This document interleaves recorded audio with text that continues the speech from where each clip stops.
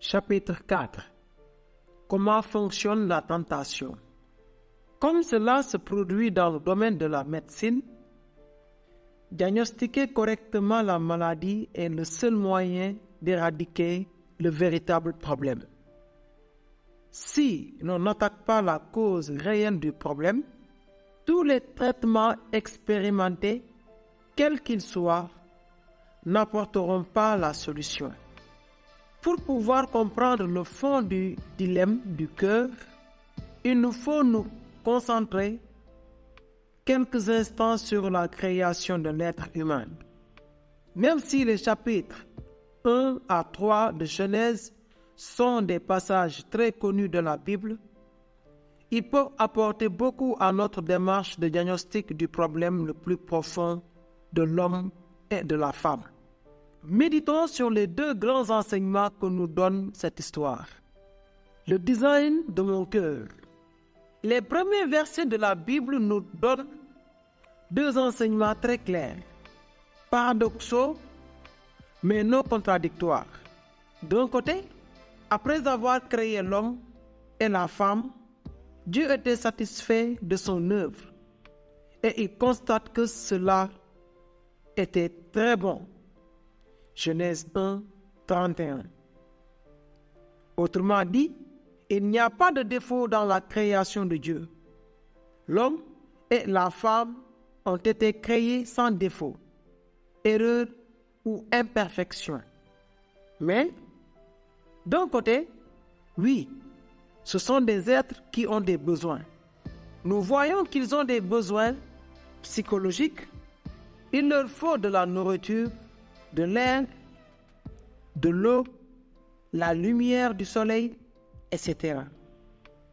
En outre, nous voyons qu'ils ont des besoins que nous pourrions qualifier de relationnels, ou mieux encore, de spirituels. Dieu déclare clairement, il n'est pas bon que l'homme soit seul. Genèse 2, 18. Ce qui montre la nécessité du couple, d'une aide semblable à lui pour l'homme. Le texte nous décrit également une communion, un dialogue continu entre Dieu et ses créatures, mettant ainsi en valeur le besoin d'une relation intime avec leur Créateur.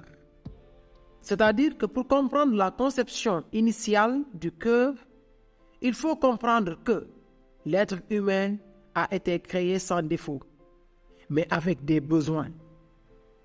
Comme l'affirme Paul Tripp, notre culture a tendance à penser que nous avons besoin d'aide pour quelque chose que nous avons fait ou que l'on nous a fait.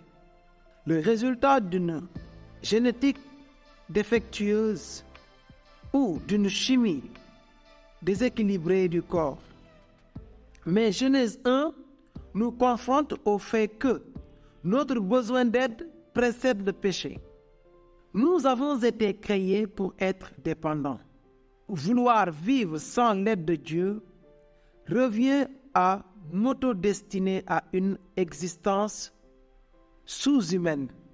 Le ministère personnel doit commencer par une humble reconnaissance de la nature incontournable de nos besoins. Si la chute n'avait pas existé, si nous n'avions jamais péché, nous aurions quand même besoin d'aide, car nous ne sommes que des êtres humains. Ceci est le point de départ de la compréhension de ce que nous sommes et de l'œuvre à laquelle Dieu nous a appelés. Ce besoin, cette dépendance, n'est pas un défaut de la création. Ce n'est pas une erreur de Dieu lors de la création. Au contraire, cela fait partie d'un plan et d'une volonté qui existait dès avant la chute, qui existe aussi aujourd'hui et qui existera pour toute l'éternité. Comme il est écrit en Apocalypse 21, 22, 24, notre dépendance de Dieu ne cessera jamais. Je ne vis point de temps dans la ville, la Nouvelle Jérusalem, car le Seigneur Dieu Tout-Puissant est son temple, ainsi que l'agneau. La ville n'a besoin ni du soleil, ni de la lune pour l'éclairer, car la gloire de Dieu l'éclaire, et l'agneau est son flambeau. Les nations marcheront à sa lumière. Même dans l'éternité, nous aurons besoin de la lumière, de la gloire de Dieu pour survivre. Pour comprendre ce concept de façon plus simple, imagine un instant que tu ailles dans un magasin de jouets acheter une voiture télécommandée pour ton fils. La petite voiture est rouge feu. Elle est dans un état parfait. Elle est neuve. Elle brille. Elle n'a aucun défaut.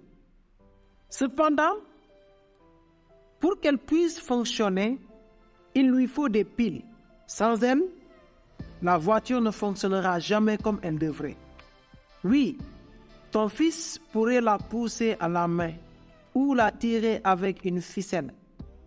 Mais, pour que la voiture fonctionne correctement, elle a besoin de piles. Cela n'est pas un défaut de fabrication. Elle a été conçue comme cela. Elle a été volontairement créée ainsi. Sans piles, elle est incomplète. Elle en a besoin. Toi et moi, nous avons besoin de Dieu. Toi et moi, nous avons besoin de tout ce qu'il est, lui, pour être complet. Toi et moi, nous avons été conçus avec un besoin qui ne peut être satisfait que lorsque nous sommes emplis de lui. Comme nous l'avons dit au chapitre 2, nous avons des besoins, des désirs profonds, qui, loin d'être mauvais, ont été voulus par Dieu afin que nous dépendions de lui. Examinons 4 implications extrêmement importantes qui découlent de cet enseignement. 1. Les désirs profonds de mon cœur ne sont pas un péché. 2. Les désirs profonds de mon cœur ne peuvent pas être satisfaits que par Dieu. 3. Les désirs profonds de mon cœur ont été conçus par Dieu pour qu'en prenant mon plaisir en lui, en l'aimant, je le glorifie.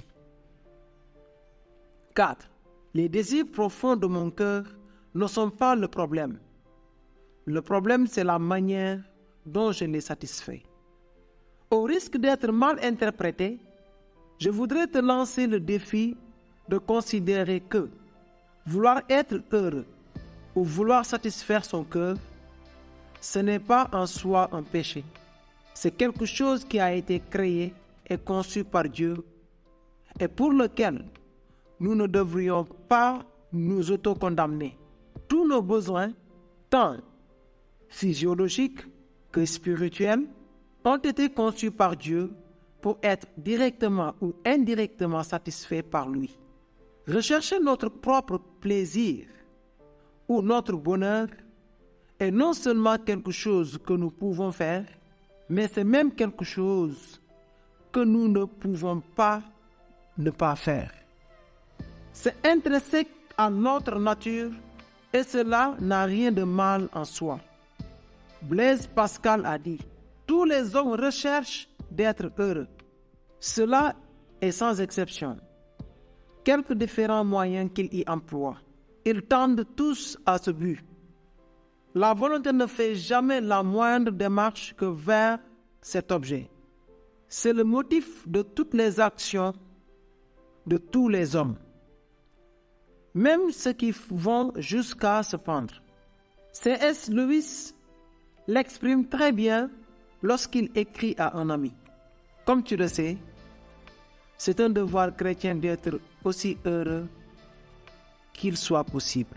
Le puritain Thomas Watson affirme également « Dieu n'a aucun autre projet pour nous que de nous rendre heureux ». C'est aussi ce que dit John Piper. La recherche du plaisir est la motivation principale de toute bonne œuvre. Si ce que tu proposes de faire est d'abandonner totalement et durablement la quête du plaisir, tu ne peux ni aimer les gens, ni plaire à Dieu, bien entendu. Comme nous le verrons par la suite, depuis la chute, la recherche de notre plus grand bien comporte le risque de se transformer en quelque chose de mal. Cependant, il est nécessaire d'affirmer avec confiance et conviction qu'il n'y a rien de mal en soi à désirer que nos besoins spirituels les plus profonds soient satisfaits. Cela fait partie du dessein de Dieu. Nous sommes de petites voitures télécommandées. Nous avons besoin de Dieu pour fonctionner de manière parfaite. En fait, si tu y penses, tu te rendras compte que Dieu est l'unique être qui n'a pas de besoin, qui est entièrement autosuffisant et qui ne dépend pas des autres, mais seulement de lui-même, pour être heureux et complet. Regarder l'être humain comme un être sans besoin reviendra justement à tomber dans le piège du serpent et à prétendre être l'égal de Dieu. Examine un instant l'affirmation suivante de Jésus. Car celui qui voudra sauver sa vie la perdra. Mais celui qui la perdra à cause de moi la trouvera. Matthieu 16, 25. Que dit Jésus dans ce verset? Dans l'un de ses livres, Tim Keller interprète ainsi ce passage. Si tu recherches le bonheur avant de me rechercher moi, tu n'atteindras ni l'un ni l'autre. Si, au contraire, tu cherches en premier à me servir, tu obtiendras les deux. Je crois comprendre ce que Keller veut dire avec cette phrase, et ce qu'il dit est vrai en partie. Mais, bien qu'il soit l'un des auteurs que j'admire le plus, et en fait, c'est celui que je cite le plus souvent dans ce livre. Dans ce cas particulier, j'ai un avis différent du sien. Je pense que l'idée que Jésus veut partager ici pourrait être très certainement être dite de cette façon. Si tu cherches le bonheur dans le monde, tu ne le trouveras pas. Mais si tu cesses de le chercher dans le monde et de le rechercher en moi, tu le trouveras. Quelle est la différence? Relis lentement les deux phrases. L'interprétation de Keller présuppose que je peux chercher Jésus sans rechercher le bonheur, sans rechercher mon plus grand bien, sans rechercher la vie. Ceci est impossible. Comme le dit Pascal, quel que soit le moyen employé, nous tendons tous vers ce but. En fait, c'est le contraire de ce que dit Keller. En cherchant Jésus, nous cherchons le bonheur, de la même façon que nous recherchons le bonheur ailleurs dans ce que le monde nous offre. Nous cherchons Jésus parce qu'il nous est apparu comme plus attractif que le monde, parce que nos yeux ont été illuminés. Et soudain, nous le voyons comme ayant tellement plus de valeur que l'argent, le sexe, le prestige ou toute autre chose que le monde peut nous offrir. Tout d'abord, je vois que la vie est en lui. Et, contrairement à ce que le péché promet, je la trouve. Comprendre cette différence est essentiel pour pouvoir comprendre comment fonctionne le cœur. En recherchant Jésus, c'est mon bonheur que je recherche. Sinon, je ne le chercherai pas. Comme nous l'avons appris dans le chapitre précédent, mon cœur poursuit toujours ce qui, à mes yeux, est mon plus grand trésor. Soit Christ, soit le monde. 2. Les désirs profonds de mon cœur ne peuvent être satisfaits que par Dieu.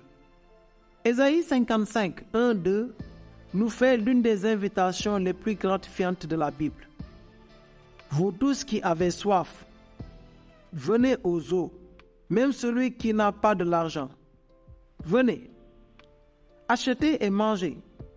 Venez, achetez du vin et du lait, sans argent, sans rien payer.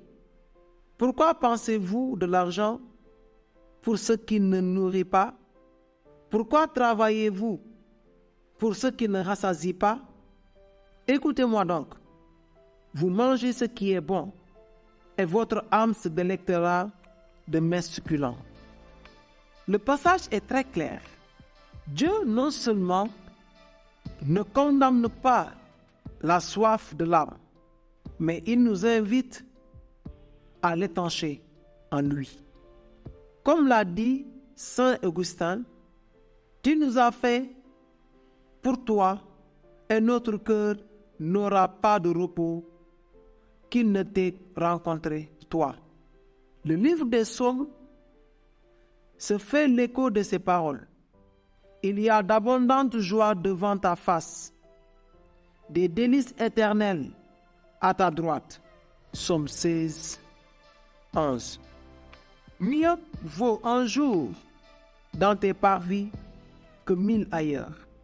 Je préfère tenir sur le seuil de la maison de mon Père plutôt que d'habiter sous les tentes de la méchanceté.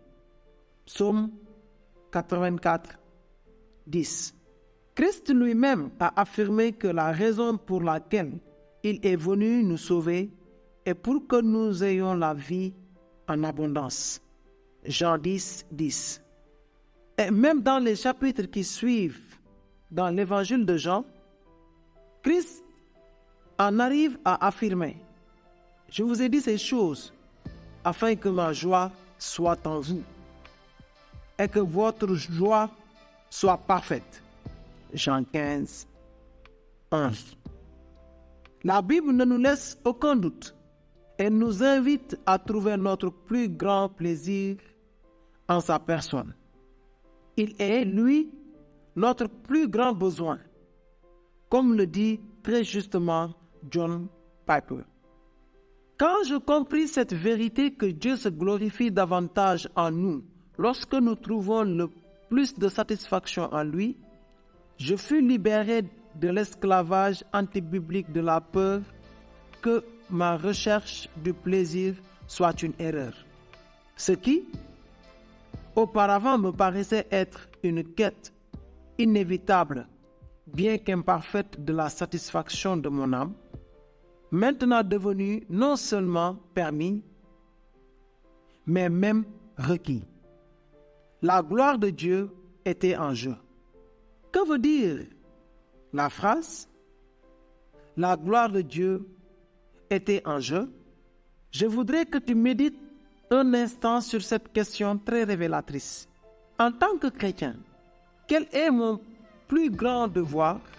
Arrête-toi quelques secondes et réfléchis. Ne te presse pas. Médite-la. En tant que croyant, quel est ton plus grand devoir? Certains répondront: mon plus grand devoir en tant que chrétien, c'est de servir Dieu. D'autres affirmeront: non, mon plus grand devoir en tant que croyant, c'est d'évangéliser, d'obéir à la grande commission. D'autres peut-être diront: mon plus grand devoir est de lui obéir. Ou peut-être de lire la Bible et prier. Finalement, il se peut que quelqu'un affirme: notre plus grand devoir en tant que chrétien est de faire la volonté de Dieu et d'essayer de ne pas pécher. Aucune de ces réponses, ni de nombreuses ou autres opinions, est la bonne. Notre plus grand devoir en tant que chrétien, c'est de faire de Dieu nos délices. Pourquoi? Parce que, comme nous l'avons vu dans les chapitres précédents, nous nous délectons de ce que nous aimons et le plus grand commandement que Dieu nous ait donné, c'est de l'aimer lui. Matthieu 22, 37, 38. Comme cela est exprimé dans le célèbre catéchisme de Westminster, le plus grand devoir de l'homme est de glorifier Dieu et d'en faire nos délices pour toujours. Accepter et vivre cette vérité est absolument essentiel pour 3 raisons. La première, parce que Dieu est le seul pouvant satisfaire les besoins les plus profonds de l'âme. Comme il est dit dans le psaume 16:11, il y a d'abondantes joies devant ta face, des délices éternelles à ta droite.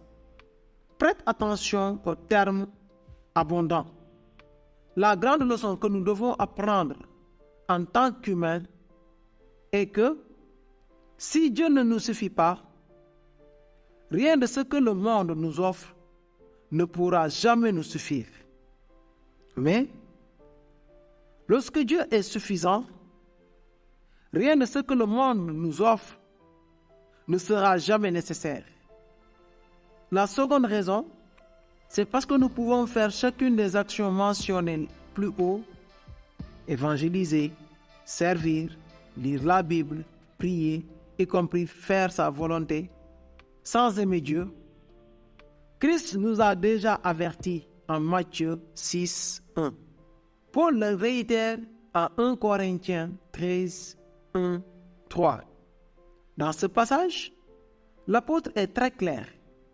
Il est possible de donner tout son argent aux pauvres, sans pourtant avoir un amour réel pour eux. C'est pourquoi Dieu est bien plus intéressé par nos motivations que par nos actions, par le changement de nos désirs que par le simple changement de nos comportements. La dernière raison, comme nous le verrons ensemble dans le point suivant, c'est qu'en faisant nos délices de Dieu, nous le valorisons, nous en faisons notre trésor, nous l'apprécions. En d'autres mots, nous le glorifions. Comme l'affirme très justement John Piper, Dieu se glorifie lui-même, non seulement lorsqu'on contemple sa gloire, mais lorsqu'on s'en délecte. 3. Les désirs profonds de mon cœur ont été conçus par Dieu pour qu'en prenant mon plaisir en lui, en l'aimant, je le glorifie. Dit autrement, l'objectif de Dieu en nous créant avec des besoins fut de révéler sa gloire et sa bonté en subvenant à ses besoins. La façon dont il nous a conçus a pour but de révéler son merveilleux amour pour nous, de telle manière que nous nous délections, apprécions, valorisions et aimions son amour. Comme l'affirme Paul en Éphésiens 1:3-6, son plan de vouloir partager avec nous sa grâce glorieuse. Béni soit Dieu, le Père de notre Seigneur Jésus-Christ, qui nous a bénis de toute bénédiction spirituelle pour célébrer la gloire de sa grâce dont nous a favorisés dans le bien-aimé. L'objectif de Dieu, à chaque étape de la création et du salut, est de magnifier sa gloire. Tu peux magnifier avec un microscope ou un télescope. Le microscope magnifie en faisant que les choses petites paraissent plus grandes qu'elles ne le sont. Le télescope magnifie en faisant que les choses gigantesques, comme les étoiles, qui de loin paraissent petites, se rapprochent de leur taille réelle. Dieu a créé l'univers pour magnifier sa gloire à la façon d'un télescope qui magnifie les étoiles. Tout ce qu'il a accompli dans notre salut a été conçu dans le but de magnifier ainsi la gloire de sa grâce. Dieu t'a créé pour que tu passes l'éternité à le glorifier en faisant de lui tes délices. 4. Les désirs profonds de mon cœur ne sont pas le problème. Le problème, c'est la manière dont je les satisfais. Le problème n'est pas notre dépendance. Le problème n'est pas le vide. Le problème n'est pas le vide intérieur que nous ressentons. Le problème n'est pas de vouloir le bonheur ou de tenter de combler notre cœur. Le problème est dans la façon dont nous cherchons la solution à nos besoins les plus profonds, à notre vide, aux carences de notre identité, à nos buts, sens et valeurs. Comme le dit Paul Tripp, sans le premier chapitre de la Genèse, on ne peut pas comprendre le ministère personnel. C'est là que nous trouvons cette explication. Notre besoin d'être fait partie de notre design initial. Ce n'est pas le résultat de la chute. Les êtres humains ont besoin d'une vérité extérieure à eux-mêmes pour trouver un sens à leur vie. Jérémie 2:13 montre clairement cette dynamique. Il est dit dans ce passage, « Car mon peuple a doublement mal agi. Ils m'ont abandonné. » Premier mal. Moi, la source d'eau vive, pour se creuser des citernes. Deuxième mal. Des citernes crevassées qui ne retiennent pas l'eau. Est-ce que Dieu a condamné le peuple parce qu'il a soif? Est-ce qu'il condamne le peuple pour ses besoins? Est-ce qu'il accuse Israël pour le problème qui est le sien? Bien sûr que non. Les deux péchés commis par Israël n'ont rien à voir avec leurs besoins. Ils ont à voir avec la façon. Ils ont à voir avec la façon dont ils ont apporté une solution à leurs problèmes. Le problème du peuple, comme nous le verrons plus loin, est d'avoir abandonné Dieu et cherché une solution en dehors de lui. C'est ce qu'affirme brillamment John Piper. Il n'y a rien qui exalte Dieu de manière plus élevée et supérieure que lorsqu'une personne est intérieurement convaincue que rien, ni l'argent, ni le prestige, ni le temps libre, ni la famille, ni le travail, ni la santé, ni le sport, ni les jeux, ni les amis, rien en dehors de Dieu n'apportera d'assouvissement plus grand à mon cœur douloureux. L'essence de l'adoration est la satisfaction en Dieu. Dans d'autres ouvrages, toujours en se référant à Jérémie 2, John Piper affirme également: Dieu se décrit lui-même comme une source d'eau limpide et fraîche, source de montagne, source de vie. Le meilleur moyen de glorifier une source telle que celle-ci est de se délecter de son eau, de la célébrer, d'y revenir pour en boire encore et d'en montrer le chemin à d'autres. Et ne jamais préférer une autre eau du monde que celle-ci. C'est ce qui donne plus de valeur à la source. C'est ainsi que l'on glorifie Dieu, la source d'eau vive. Hélas, au temps de Jérémie, le peuple a goûté à la source de la grâce de Dieu et ne l'a pas aimé, préférant donner toute leur énergie à la recherche d'une eau meilleure, d'une eau qui leur plaise. Non seulement Dieu leur dit que leurs efforts sont vains, des citernes crevassées qui ne retiennent pas l'eau, mais en outre, il appelle cela un mal. Mon peuple a doublement mal agi. Ils ont mis les perfections de Dieu sur leur langue et ils n'ont pas aimé ce qu'ils ont goûté. Puis, Ils ont tourné leur désir vers les citernes modifiées.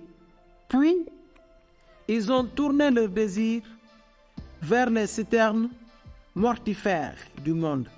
Cette double insulte est l'essence même du mal. Préférer les plaisirs de l'argent, du pouvoir, de la célébrité, du sexe, plutôt que les délices éternels à la droite de Dieu. Psaume 16, 11. Ce n'est pas la même chose que de préférer les bonbons à la sauce au chocolat. Une simple question de goût. Regardez Dieu comme inférieur à n'importe quelle autre chose du monde. C'est l'essence du mal. Si tu étudies attentivement le verset de Jérémie 2, 13, tu arriveras à la conclusion totalement indispensable pour comprendre comment se produisent les changements. Avant même de commencer à chercher mon plaisir dans le monde, j'ai déjà renoncé à trouver du plaisir en Dieu. Autrement dit, la raison pour laquelle je cherche à satisfaire mes désirs profonds dans ce que m'offre la création, c'est que déjà, avant cela, Dieu a cessé d'être mon plus grand plaisir. C'est-à-dire qu'avant de regarder de la pornographie, il se passe deux choses. D'abord, j'ai cessé de trouver mon plaisir en Dieu, le premier mal. Puis, j'ai commencé à trouver loin de Dieu une alternative au plaisir, le second mal, au moyen d'un désir superficiel, le sexe, qui l'a transformé en idole. Ensuite, j'ai commis une action extérieure relevant du péché, regarder de la pornographie, afin de satisfaire mes besoins. Je te donne un autre exemple. Avant de commencer à épargner compulsivement, il se passe deux choses. D'abord, j'ai arrêté de rechercher ma sécurité en Dieu. Premier mal. Puis j'ai commencé à concevoir une alternative de sécurité en dehors de Dieu, au moyen d'un désir superficiel, l'argent, qui l'a transformé en idole. Ensuite, j'ai commis une action extérieure liée au péché, épargné compulsivement, pour tenter de satisfaire mes besoins. C'est pourquoi se délecter de Dieu est tellement essentiel, parce que lorsque nous cessons de prendre plaisir en lui, nous commençons à rechercher ailleurs des alternatives au plaisir. Ceci, comme nous le verrons par la suite, est l'essence même du péché. L'abandonner, lui, pour chercher autre chose. C'est comme cela que commence notre idolâtrie, notre remplacement de Dieu par autre chose, d'autres dieux, qui viennent combler notre vide. Le problème du cœur. Le second grand concept que nous trouvons dans les premiers chapitres de la Genèse, c'est que l'être humain décide de pécher pour créer un mensonge, disant que ce qu'il choisit, quelque chose qui n'est pas de Dieu, son idole, comblera ses besoins et lui apportera plus de bonheur qu'il n'en a. Comprendre ce concept inclut deux implications cruciales. Implication numéro 1. Je pêche en croyant à un mensonge. Je voudrais te mettre au défi de considérer la phrase que tu vas lire avec une très grande attention. Notre cœur ne choisit pas ce qui, pour notre pensée, paraît être bon ou bénéfique. Cette phrase est si importante que je vais la répéter, afin qu'elle ne t'échappe pas. Notre cœur ne choisit pas ce qui, pour notre pensée, paraît être bon ou bénéfique. Dit autrement, nous choisissons toujours ce qui, à notre avis, sera le meilleur pour nous. Personne ne pêche en pensant que le péché va le détruire. D'après Genèse 3, 6, Ève décida de pécher parce qu'elle vit que l'arbre était bon à manger et agréable à la vue et qu'il était précieux pour ouvrir l'intelligence. Tout comme Ève, Nous pouvons nous tromper dans nos choix, mais ceux-ci se font toujours en fonction de ce que nous croyons être le meilleur pour nous, ce qui peut nous donner le plus grand bonheur. On peut comparer cela avec un poisson qui nage dans une lagune et qui, en voyant un asticot qui flotte, décide de le manger. Pourquoi le fait-il? La raison est évidente. Il s'est trompé en voyant l'asticot. Celui-ci paraissait appétissant et savoureux, ce qui a convaincu le poisson du grand mensonge, à savoir, le petit ver comblerait ses besoins. Et il a choisi de répondre avec conviction erronée que le manger serait ce qu'il y a de mieux pour lui. Évidemment, le poisson n'avait pas vu l'hameçon, et ce qui promettait de lui donner la vie a causé sa mort. Ce même processus de la tentation est résumé en Jacques 1, 14, 15. Lorsque nous sommes tentés, ce sont les mauvais désirs que nous portons en nous qui nous attirent et nous séduisent. Puis, le mauvais désir conçoit et donne naissance au péché. Et le péché, une fois parvenu à son plein développement, engendre la mort. C'est ce qu'affirme John Owen. La ruse du péché consiste à présenter les choses à la pensée d'une manière telle que sa véritable nature, cause, conséquence ou condition demeure cachée pour l'âme. La grande tromperie du péché, c'est de nous faire croire que nous choisissons la vie ou quelque chose de meilleur que notre situation présente. Un asticot.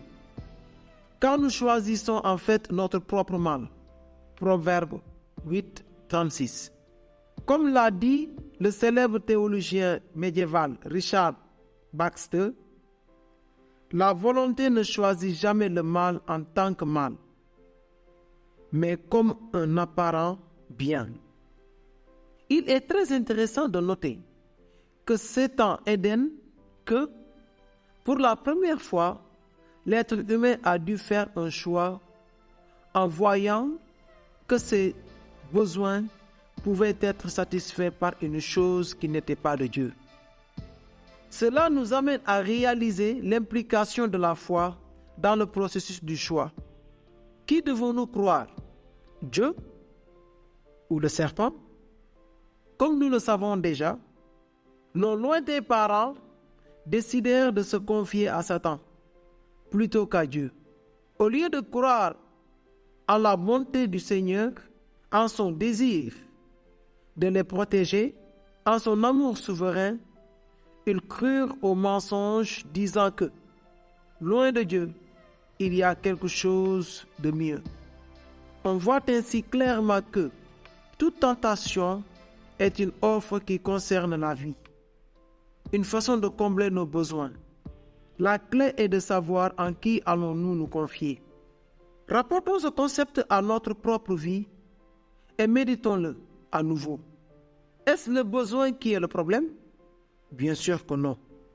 Le problème, c'est que nous ne croyons pas que Dieu peut et veut satisfaire nos véritables besoins.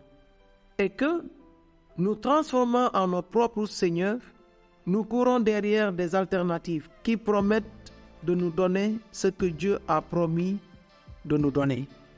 Comme le dit Saint Augustin, c'est ainsi que l'âme va forniquer avec la créature quand elle se sépare de toi et cherche hors de toi ce qu'elle ne peut trouver, pur et propre qu'en revenant à toi.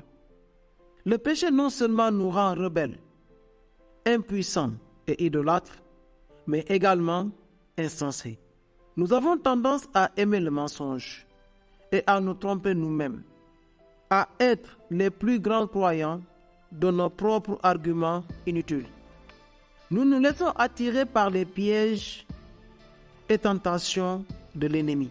Nous vivons pour ce qui est déjà en état de désintégration et ignorons ce qui dure à jamais.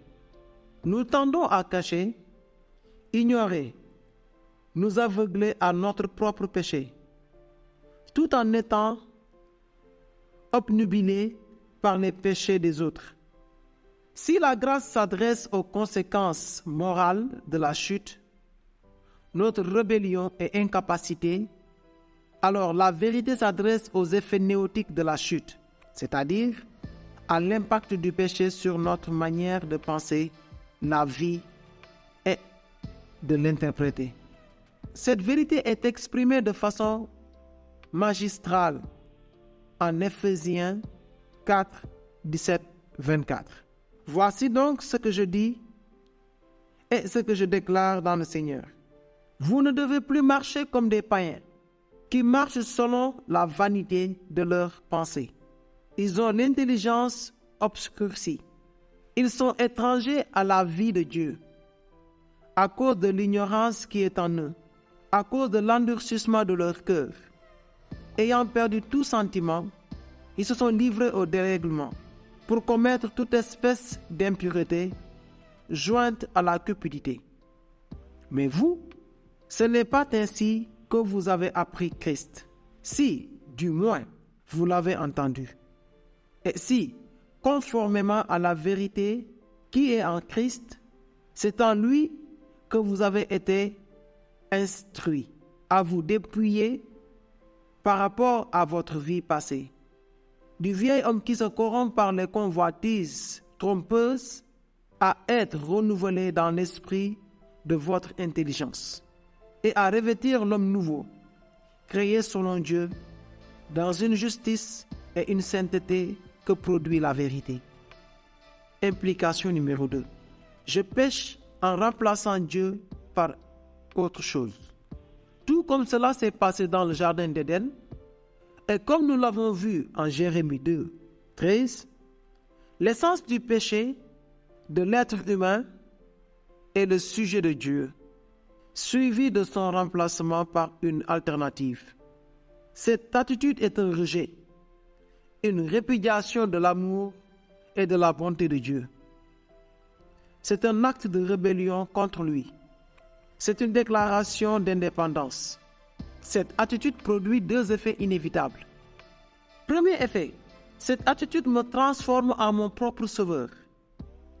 Si nous rejetons Dieu, alors c'est maintenant nous-mêmes qui devons veiller à satisfaire et sustenter nos besoins. Ce qui auparavant était le travail de Dieu devient maintenant le nôtre. Ce qui auparavant était besoin sain de notre cœur se transforme en une obsession pécheresse. Ce nouvel ordre de vie a de profondes conséquences. La personne qui s'érige en son propre sauveur, consciemment ou inconsciemment, rejette la souveraineté, la bonté, la sagesse et la grâce de Dieu. Évidemment, la conséquence ultime de ce rejet est le déshonneur de la gloire de Dieu. Autrement dit, chaque fois que nous péchons, nous disons au Seigneur, « J'ai décidé de contrôler mon propre destin en étant mon propre Seigneur et donc en rejetant ta souveraineté. J'ai décidé d'accepter comme infaillible ma vérité et non la tienne, parce que je suis plus sage que toi. Je rejette donc ta sagesse. J'ai décidé de m'aimer mieux que tu ne m'aimes.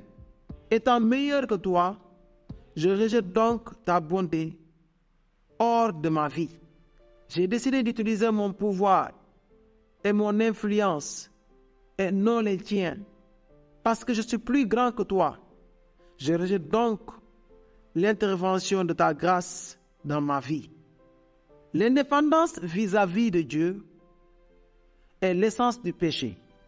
C'est nous transformer en notre propre Dieu, en prenant le contrôle de ce qui, d'après nous, va nous donner le véritable bonheur. Il est difficile de trouver quelque chose qui déshonore davantage Dieu et qui dénigre plus sa gloire. De même que la dépendance exalte sa personne et tout le besoin de ce qu'il est, l'indépendance dérobe à Dieu toute sa gloire. Lorsque nous dépendons de lui, nous crions, « Tu es bon, tu es sage, tu es souverain. » Et faisant nos délices de sa faveur imméritée, extasiés devant sa gloire, nous l'adorons, nous le glorifions, et faisant nos délices de sa faveur imméritée, extasiés devant sa gloire, nous l'adorons et le glorifions. Cependant, le contraire est également une réalité. Lorsque nous péchons et tentons de satisfaire notre propre vide, nous crions exactement l'opposé. Tu n'es pas digne, tu n'es pas bon. Comme l'affirme Donald Carson, et comme nous le verrons dans le prochain point, la raison de tout ce mal, c'est de déifier Dieu. C'est la créature brandissant son poing au visage de son auteur et disant, « En effet, tu ne vois pas les choses comme moi. Je vais me fabriquer mes propres dieux. Je ferai de moi-même Dieu. Je serai moi-même Dieu. » Pas étonnant que l'on dise que le péché qui soulève le plus la colère de Dieu, ce n'est pas le meurtre, par exemple, ni le pillage, ni quelque autre barbarie horizontale, mais l'idolâtrie. C'est cela qui détrône Dieu.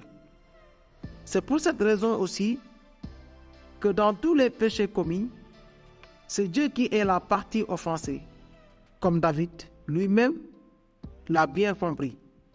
J'ai péché contre toi seul et j'ai fait ce qui est mal à tes yeux. Psaume 51, 4. Deuxième effet, cette attitude nous fait tomber dans une constante idolâtrie. Remplacer Dieu, c'est ce que la Bible définit comme l'idolâtrie. C'est vraiment là le grand problème du cœur humain. Qu'est-ce qu'une idole? C'est une chose qui, pour nous, est plus importante que Dieu. Quelque chose qui absorbe plus que Dieu notre cœur et notre imagination. Quelque chose que nous cherchons afin qu'elle nous donne ce que Dieu seul peut nous donner. L'idole occupe une telle position de contrôle sur notre cœur que nous pouvons, sans y regarder à deux fois, dépenser pour elle pratiquement toute notre passion et notre énergie, nos ressources émotionnelles et économiques. Une idole, c'est ce que vous regardez en pensant du fond de votre cœur.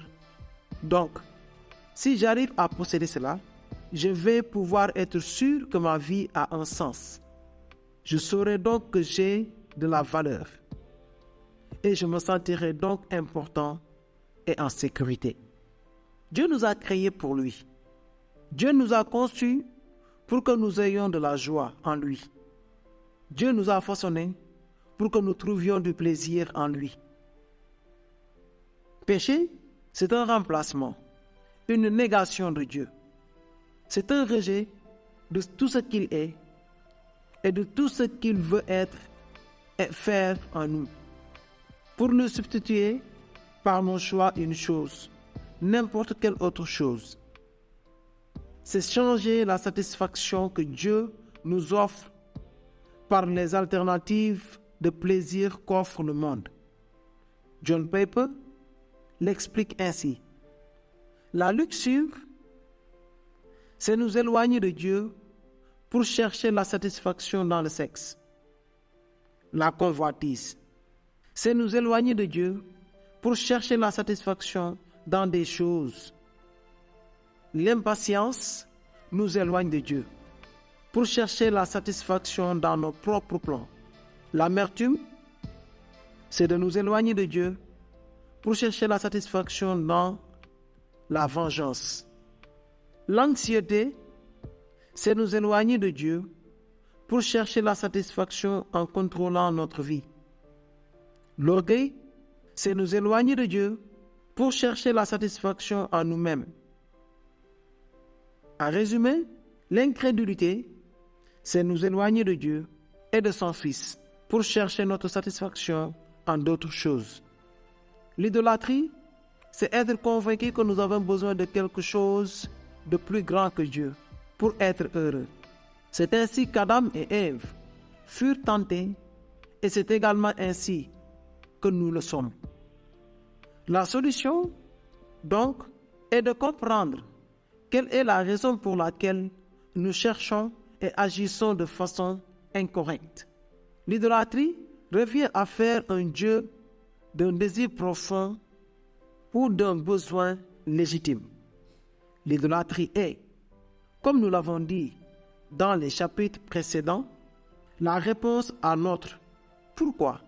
Pourquoi est-ce qu'un homme décide de dépenser une énorme somme d'argent pour acheter un téléviseur à écran plat? Pourquoi a-t-il la passion du foot et, de ce fait, s'aime-t-il lui-même?